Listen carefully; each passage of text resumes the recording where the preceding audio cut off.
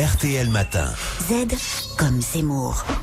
Bonjour Éric Zemmour. Bonjour. C'est donc la 5e rentrée de Nicolas Sarkozy. Rentrée scolaire, toujours cauchemar des ministres de l'Éducation avec ses problèmes techniques de gestion d'un mammouth bureaucratique. Et puis les polémiques sur les suppressions de postes, des polémiques politiques également autour d'un débat sur l'école. Débat dont on se dit qu'il ne sera jamais tranché. Éric. Oui, dans un pays où les salles de classe servent de bureau de vote, l'école est plus que l'école. Un enjeu politique, presque philosophique. À la veille de la présidentielle, le citoyen électeur est désorienté. On le saurait à moins. Car il n'y a pas eu une politique de Sarkozy sur l'éducation, mais deux, au moins.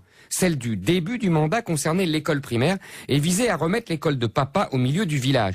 Retour au programme et aux méthodes traditionnelles, en tout cas dans le discours. Cette politique, réactionnaire au sens exact du terme, avait été plébiscitée par les électeurs au cours de la campagne présidentielle de 2007.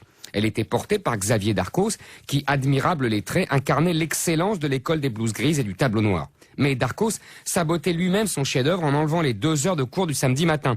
Les parents pouvaient partir en week-end et les technos de Bercy supprimaient des milliers de postes en douceur. À l'époque, Darcos rêvait de succéder à Fillon à Matignon. Il préparait une réforme du lycée qui sonnait comme l'exact contraire de ce qu'il avait fait pour le primaire.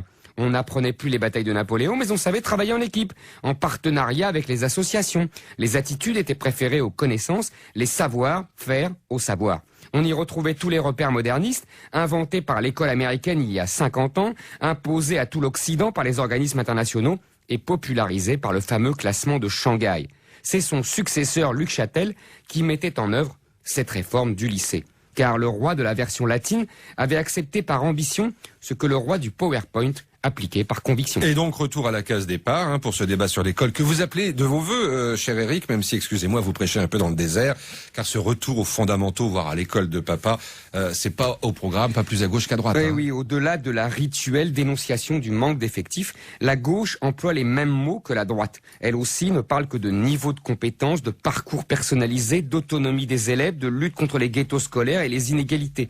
Elle aussi érige l'anglais en langue universelle de communication et en critère principal de sélection des élites. Des mots et des concepts que la gauche a d'ailleurs inventés, magnifiés, avant de les imposer à la rue de Grenelle par la puissance de ses syndicats et surtout du corps des inspecteurs d'académie qui ont puni depuis des décennies les instits et les profs qui se sont rebellés contre l'idéologie dominante. Magnifique exemple de continuité qui devrait plaire à tous ceux qui veulent sortir du clivage droite-gauche. Pour détruire l'ex-meilleure école du monde, la droite et la gauche se sont donné la main, la gauche par idéologie, la droite par économie. Belle et bonne alliance des libéraux et des libertaires, des modernes des deux bords. Écœurés par l'effondrement du niveau, les parents aisés assiègent les écoles privées et enrichissent les organismes de cours particuliers. Les enfants défavorisés, eux, sont abandonnés à leur triste sort. La gauche le reprochera à Sarkozy, alors qu'il a été son meilleur élève. Et c'est signé Z comme Zemmour, Éric Zemmour. Alors